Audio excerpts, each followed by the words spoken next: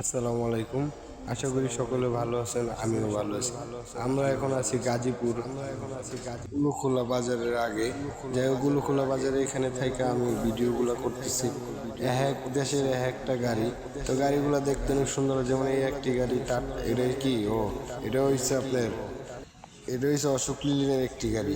এই তো আরেকটি গাড়ি আছে 24 ফিট কভার বেল্ট, এটিও একটি অশোক লিলেনের গাড়ি। ওই পাশে যে গাড়িটি যাচ্ছে ওটিও একটা অশোক লিলেনের গাড়ি। তো যাই হোক, এই যে আরেকটা গাড়ি যাচ্ছে মালবাহী গাড়ি, টাটা ড্রাম ট্রাক। এই গাড়িটা 10 চাকার ট্রাক। এই গাড়িটা অনেক সুন্দর, খুব ওভারলোড মাল নিয়েছেন। ও বাবা, টাটা আগের মডেলের 24 ফিট কভার, দুইটা সেম সেম, এই পারেও একটা ওই পারেও একটা। যাই হোক, আজকে খালি সেম সেম। এই যে আরেকটা গাড়ি এসে পানির ট্যাঙ্কি, বাইক রে ভাই, এই গাড়ির যে অবস্থা রে ভাই, লোড লইলে দেখলে মাথা নষ্ট হয়ে যায়।